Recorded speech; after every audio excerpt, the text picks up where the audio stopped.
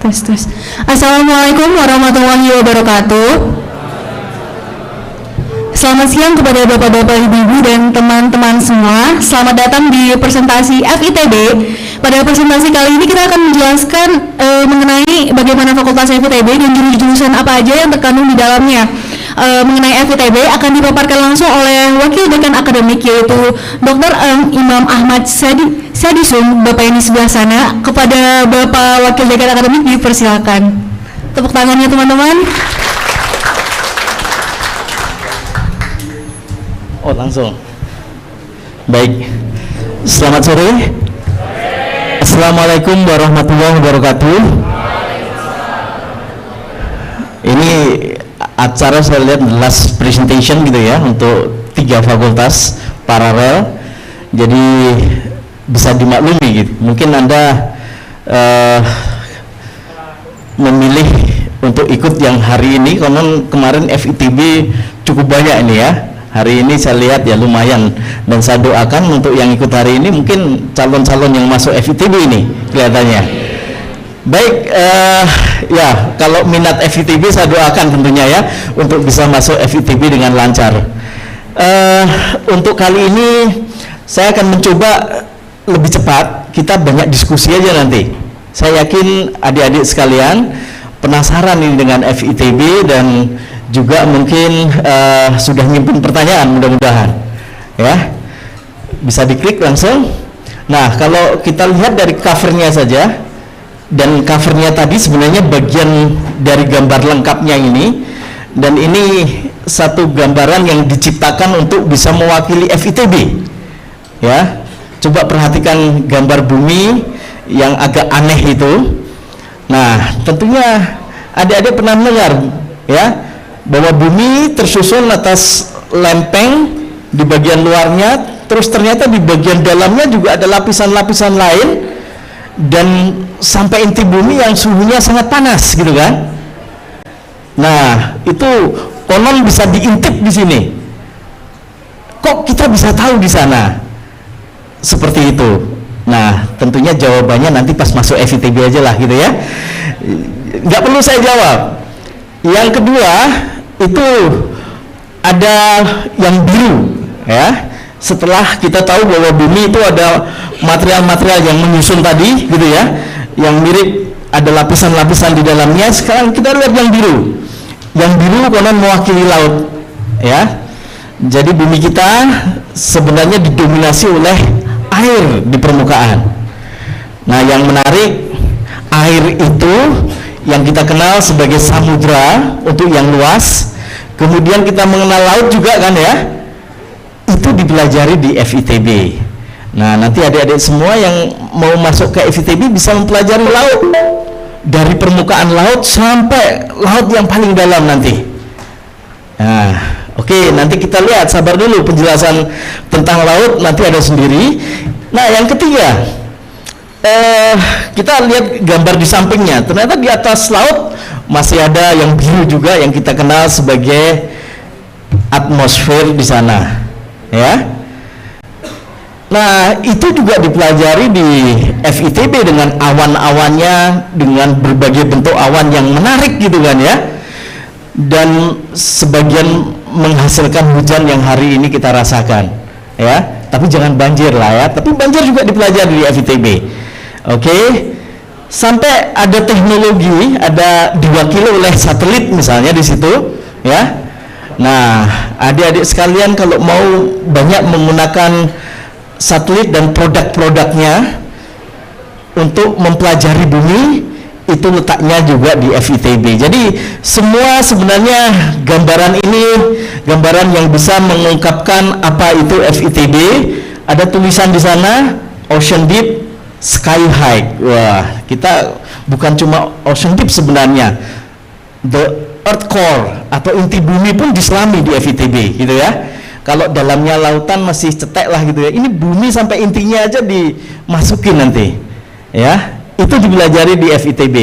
Oke, saya menggunakan ya pointer untuk memindah. Jadi kita bisa melihat dari gambaran tadi, dan ini penjelasan secara rincinya, dan ada satu kata di sini yang bisa juga mewakili FITB, yaitu we are the Earth Explorer. Ya, jadi memang kami yang ada di FITB seakan-akan mempelajari bumi dari sisi keilmuannya dan juga sisi teknologinya, tentunya untuk kemaslahatan manusia, terutama untuk menjawab kebutuhan bangsa dan juga berperan di tingkat internasional nanti. Nah, kalau adik-adik bisa melihat di bagian kanan itu the Earth System, kita mengenal adanya beberapa sphere yang ada di sana, yang sebenarnya antara satu dengan yang lainnya itu berinteraksi, ya. Nah, saya ingin menggarisbawahi saja yang mana yang paling banyak nanti dipelajari di FITB. Di sini paling atas kita memiliki atmosfer, gitu ya. Kemudian juga ke kanan kita memiliki geosfer, ya, yang sebenarnya mewakili bagian solidnya. Kalau atmosfer mewakili bagian fluidanya, terutama terkait dengan masalah iklim dan cuaca. Kemudian kita memiliki hydrosfer, di mana permukaan laut tadi, permukaan bumi tadi yang banyak tersusun oleh laut, dan tentunya tiga sfer ini tidak lepas dari apa yang juga ada di permukaan bumi, yaitu biosfer, di mana konon antropogenik atau manusia juga bagian dari situ, ya. Tapi manusia nggak mau ditempatkan di situ karena yang mengontrol semuanya, ya, seakan-akan seperti itu. Baik, nah itulah yang sebenarnya mendasari apa yang memang fakultas ini lakukan dan fakultas ini kembangkan. Nah, kalau adik-adik lihat di sini memang ada sisi ilmu, ada sisi teknologi. Itu juga yang harus kami jelaskan, sehingga di FITB itu ada 4 program studi sarjana, 2 diantaranya lebih fokus pada keilmuan, ya. Jadi lulusannya pun nanti menjadi sarjana sains, oke. Dan 2 diantaranya itu lebih fokus pada teknologi, keteknikan. Lulusannya akan sarjana teknik. Jadi dalam fakultas di FITB itu ada yang lulus dengan sarjana sains dan sarjana teknik. Jadi jangan sampai lupa itu, karena ada orang tua yang bertanya-tanya setelah lulus anaknya, loh kok gelarnya sarjana sains gitu kan. Rupanya anaknya juga nggak pernah cerita dan orang tuanya juga nggak sadar gitu ya. Dikira di ITB semuanya teknik gitu kan, ada yang sains juga. Baik, nah di sini ada 2 yang saya katakan tadi, meteorologi dan oceanografi, itu program studi yang memang berorientasi ke sains. Walaupun sains, di dalamnya juga ada aplikasinya tentunya nanti dalam pelaksanaan proses pembelajarannya dan bahkan keahliannya nanti, ya. Kemudian yang teknik, jadi namanya program studi sarjana teknik geodesi dan geomatika lengkapnya, dan program studi sarjana teknik geologi itu lulusnya sarjana teknik, ya. Baik, itu nama-namanya dan kita coba selami satu persatu nanti, tapi sebelumnya saya ajak dulu adik-adik sekalian untuk mengenal visi dan misi. Ini bagian yang tentunya wah-wah sekali, tapi saya nggak akan menggali banyak, sudah saya sebutkan. Intinya dalam visi itu kami ingin mempelajari, ya, dan juga tentunya sebagai lembaga pendidikan juga kita harus berinovasi dalam kaitannya dengan ilmu dan teknologi terkait dengan kebumian, dan yang bisa berdaya bersaing secara internasional dan tak lupa menjawab kebutuhan bangsa. Itu yang penting. Dan 2 itu ditelurkan dalam misi yang sebenarnya isinya sejalan dengan 2 hal tadi, ya. Kita boleh bersaing di dunia internasional, tetapi juga jangan lupa untuk melihat kebutuhan bangsa secara lebih seksama, ya. Baik, itu visi kami. Dan nah, berikut ini sebenarnya kami ingin memperlihatkan gambar-gambar saja yang bisa mewakili apa yang dilakukan di FITB ini. Tentunya sebagian besar dari adik-adik semua juga pernah melihat gambar-gambar ini gitu ya, dan mungkin sebagian juga pernah mempelajari, ya. Kita memiliki satelit apa sih gunanya satelit? Salah satunya yang memang adik-adik tidak rasakan sekarang mungkin menggunakan gadget gitu ya, gawai yang di dalamnya cukup menarik, biasanya menggunakan map gitu kan, map adik-adik bergeser kemana-mana kok bisa ngikutin seakan-akan gitu ya. Nah itu produk dari teman-teman yang sebenarnya banyak bergelut di bidang GPS, dan GPS itu identik dengan salah satu keahlian yang ada di FITB, yaitu teknik geodesi dan geomatika ya. Konon kalau teman-teman geodesi dan geomatika bilang kalau nggak ada geodesi kayaknya GPS juga nggak berkembang baik gitu ya, dalam kaitannya dengan penentuan posisi di permukaan bumi. Oke, dan tidak saja di permukaan bumi tetapi di dalam laut ada teknologi di mana kita mengirimkan robot-robot ke dalam laut untuk juga mempelajari laut secara lebih baik. Bukan cuma belajar saja, kalau ada pesawat hilang juga dicari juga di situ dengan teknologi tanpa awak. Nah, itu teman-teman oceanografi juga bekerja sama dengan teman-teman geodesi melakukan eksplorasi itu. Ya. Ada dua, di geodesi juga ada keahlian yang berdekatan dengan oceanografi yang disebut nanti sebagai hidrografi di situ. Ya. Nah, naik kapal terbiasalah ya. Konon kalau menjadi sarjana oceanografi apa harus bisa berenang? Saya tanya, dosennya pun ada yang nggak bisa berenang ternyata. Jadi tenang aja gitu ya. Tapi kalau naik kapal nggak perlu bisa berenang kan ya. Oke, ya salah satu yang juga menarik, walaupun kecil gambar di sini, ya, ini bagian dari yang dipelajari juga di ITB, memproduksi energi, ya, yang nanti diperkirakan bisa membantu sumber energi yang sekarang semakin sulit didapatkan. Kita menggunakan paling banyak sekarang energi dari energi fosil kan ya, migas dan batu bara. Konon 60% lebih masih menggunakan itu. Nah, ke depan tentunya mengembangkan juga energi-energi yang berasal dari angin, berasal dari matahari, bahkan berasal dari sumber energi naik turun pasang surutnya laut, gelombang laut dan sebagainya. Ini masih juga menjadi bagian yang dipelajari di FITB. Ya. Kalau nggak percaya nanti bisa datang di stand kami di Aula Barat ya. Sudah belum ke sana? Sebagian sudah saya yakin ya. Itu ada juga staf-staf muda kami yang bisa ditanya bagaimana pengembangan energi selain energi fosil. Nah, energi fosil sendiri di FITB juga dipelajari secara lebih seksama. Oke, ya, nanti kita lihat. Yang kedua, ini menarik gitu ya. Teman-teman oceanografi, salah satu pelajaran yang paling banyak disukai konon itu pelajaran menyelam. Ada pelajaran menyelam juga. Nah, konon kalau untuk bisa menyelam juga nggak harus bisa berenang katanya. Kalau malah bisa berenang susah nyelam ya katanya ya. Kalau nggak bisa nyelam gampang tenggelam kan? Ya. Jadi langsung nyelam langsung bisa lihat pemandangan indah di dalam gitu ya. Tinggal geser-geser aja jalan kaki gitu ya. Oke. Nah, itu semua menjadi bagian yang juga dipelajari, bukan cuma nyelamnya saja tetapi ada keinginan untuk mempelajari apa yang ada di dalam laut sana gitu ya. Termasuk bukan cuma melihat ikan, tetapi bagaimana suhu, kelembaban di air ya, sampai pencahayaan di dalam laut dan sebagainya, kadar garam ya, karena pada intinya juga di oceanografi mempelajari ini ikan ini juga hidup di tempat-tempat tertentu, termasuk jenis-jenisnya, termasuk juga kebiasaan dalam migrasi dan sebagainya ya, secara fisik dikontrol oleh kondisi laut dan dipelajari juga, bukan mempelajari ikannya tetapi ya karakteristik lautnya untuk melihat bagaimana pola-pola itu terjadi pada perubahan karakter ikan ya, itu dipelajari.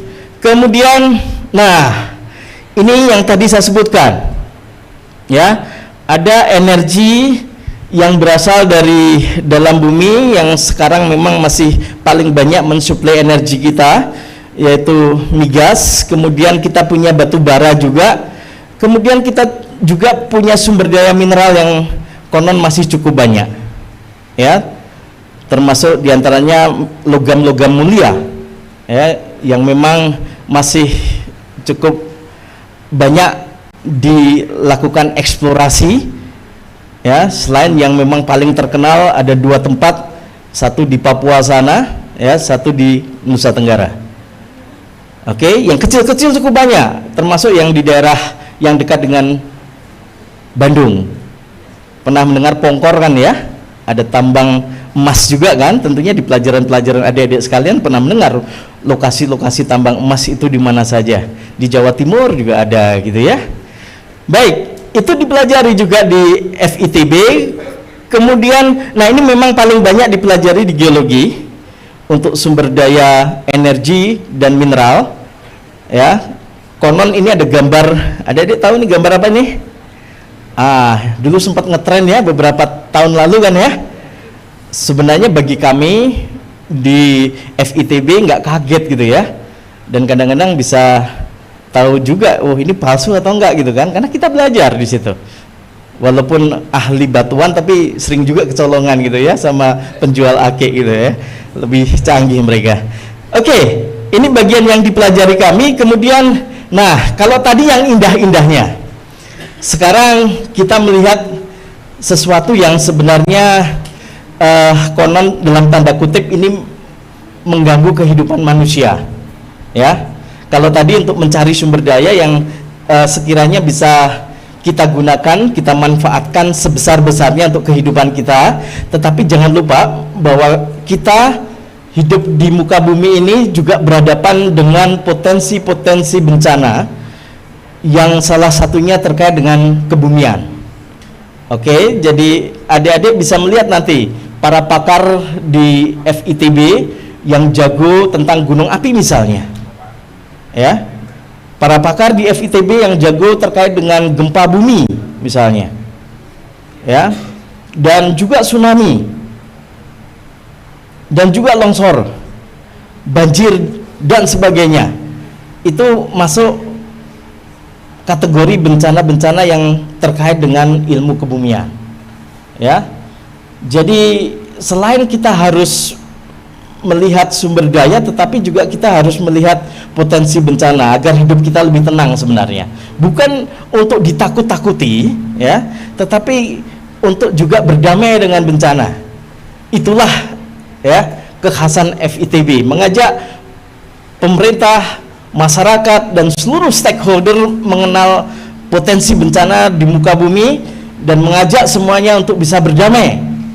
Konon kalau pembangunan yang kita lakukan tidak bisa berdamai dengan bencana, itu nothing, ya. Artinya kita nggak melakukan proteksi, ya, atau menjaga investasi yang dilakukan selama pembangunan itu. Bisa dibayangkan, ya, Jakarta yang sekarang ini pesat sekali pembangunannya, nanti kalau nggak hati-hati gitu ya terhadap gempa bumi, ya roboh semua gedungnya. Ya, ada istilah yang mungkin adik-adik atau Bapak Ibu sekalian juga pernah atau sering mendengarnya terkait dengan gempa bumi. Misalnya saya sebutkan, earthquakes do not kill but the buildings do. Gempa itu nggak membunuh, tapi yang membunuh kan gedung, ya, betul nggak? Nah, itulah yang salah satunya menjadi slogan bagi para ahli kebencanaan, ya. Jadi ingat, yang membunuh itu bukan gempanya. Dan kadang-kadang saya menyebutkan the lack of knowledge itu yang membunuh. Artinya kita memang harus belajar gitu kan. Kita nggak punya ilmunya, itu yang membunuh sebenarnya. Oke, ya. Jadi itu yang menarik saya pikir, ya, terkait dengan gambaran-gambaran FITB dalam bentuk gambar atau visual. Nah, kalau penjelasannya bisa dibaca di sini terlalu kecil lah gitu ya untuk dibaca. Mudah-mudahan terbaca dari belakang juga. Tapi intinya sama saja dengan apa yang saya sampaikan tadi. Ya, ini penjelasan mengenai oceanografi dan ada gambar-gambar terbaru. Ya, mereka melakukan eksplorasi dari laut yang ada, pantai laut dan sebagainya. Dan di sini bisa juga pada sore hari menikmati sunset gitu ya. Kalau eksplorasinya pagi hari juga bisa menikmati sunrise nanti. Ya, menarik juga kan ya. Di lapangan itu ya banyak hal yang menarik. dan memang ini kekhasan ITB, sering ke lapangan. Oke, yang kedua geologi, ya. Nah, banyak mereka melakukan eksplorasi, ya, di antara bukit, gunung, dan bahkan laut juga. Kadang-kadang eksplorasi yang dilakukan oleh teman-teman geologi, ya. Nah, ada beberapa produk batuan di sini dan seterusnya. Intinya kalau geologi semuanya sebenarnya dilihat dari batuannya, bicara dari batuannya. Nah, yang susah dalam geologi itu kita melakukan eksplorasi pada sesuatu yang tidak terlihat, karena di bawah permukaan kan, ya, mencari migas kan kita nggak bisa lihat langsung sebenarnya, mencari emas, tembaga dan sebagainya kita nggak bisa lihat langsung, ya. Tetapi dengan melihat batu yang nongol di permukaan, teman-teman geologi bisa menentukan itu. Canggih nggak? Kalau teman-teman mengenal dulu konon cuma Ontorjo yang bisa itu, ya. Nah, ya geologis juga temennya Ontorjo lah gitu, ya. Beda tipis gitu. Oke, meteorologi. Ah, ada gambar-gambar yang sebagian tadi sudah muncul. Tetapi di sini sebenarnya ada beberapa hal yang tadi saya garis bawahi. Kekeringan juga menjadi bagian yang dipelajari. Kemudian banjir di sini. Nah, ini tenaga matahari, solar panel. Ya, ke depan kita akan banyak menggunakan itu mudah-mudahan. Nah, ada lagi hal-hal lain terkait dengan aplikasi, karena di sini ada sains atmosfer yang benar-benar mempelajari bagaimana perilaku atmosfer. Kemudian ada juga aplikasinya yang cukup banyak. Bahkan ada teman di meteorologi yang mencoba mengaplikasikan ilmu meteorologi untuk mengatur pola tanam para petani gitu, ya. Dikasih tahu ini yang cocok pada musim-musim tertentu, tanaman A, B, C, D dan sebagainya. Dan bagaimana menciptakan peringatan dini untuk bahaya-bahaya banjir. Konon Bandung ini masalahnya kritis sekali terhadap banjir.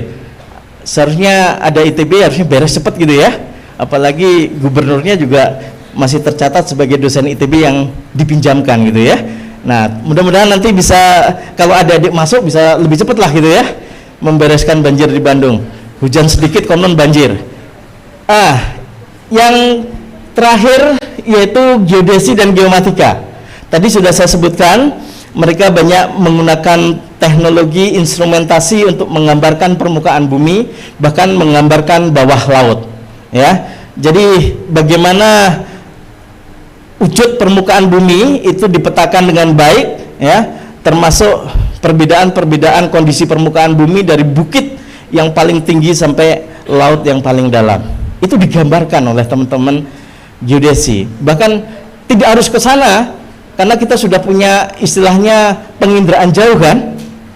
Kirim aja teknologi-teknologi penginderaan jauh yang bisa membantu untuk memvisualisasikan itu semua, ya. Itu dipelajari di teknik geodesi dan geomatika, dan bahkan aplikasinya sangat banyak, ya. Sekarang bahkan kita, selain tadi yang saya bilang, adik-adik tidak sadar kalau GPS itu sebenarnya produk dari teman-teman geodesi dan geomatika gitu, ya. Tentunya dalam perencanaan wilayah juga, ya, teman-teman geodesi dan geomatika bisa menciptakan sekarang 3 dimensi, peta 3 dimensi, ya, 3D map dengan skala yang cukup detail, sehingga kita mengatur tata ruang itu lebih enak lagi nanti, ya. Baik, jadi itu semua yang kami miliki di FITB.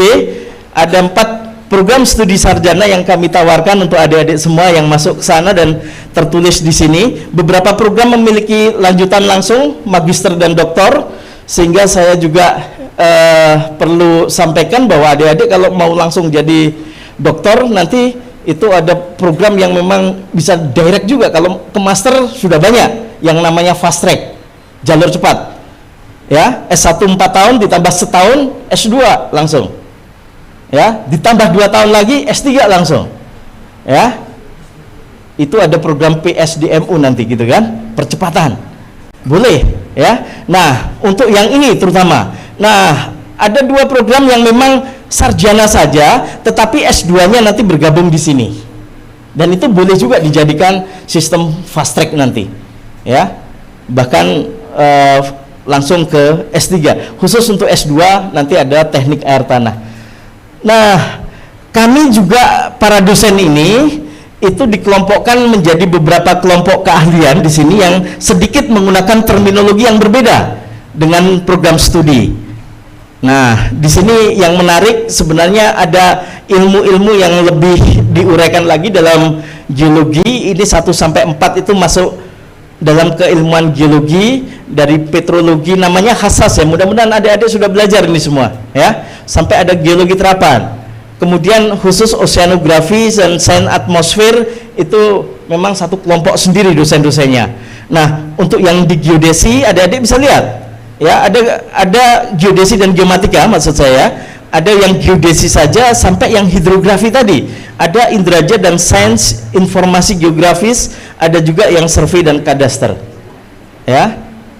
Kalau ingat ilmu tentang terkait dengan pertanahan gitu ya, sertifikat tanah dan sebagainya, sebenarnya teman-teman di geodesi juga mempelajari hal-hal terkait itu. Oke. Nah, itu semua dipelajari dan alhamdulillah kita memiliki bahkan sampai S3 gitu ya, semuanya A. Akreditasi program studinya. Boleh tepuk tangan lah ya untuk. Dan untuk sampai tahun ini ada 2 program studi S1 yang sudah berpredikat internasional yang kita dapatkan dari lembaga sertifikasi internasional dari Jerman, ASIIN, yaitu teknik geologi dan teknik geodesi dan geomatika. Ya, sudah internasional. Oke. Dan mudah-mudahan tahun ini menyusul 2 program studi meteorologi dan oceanografi, kami targetkan bisa juga mendapatkan akreditasi internasional dari ASIIN juga. Ya, mudah-mudahan kita semua program studi di S1 di FITB tahun ini sudah berkualifikasi internasional.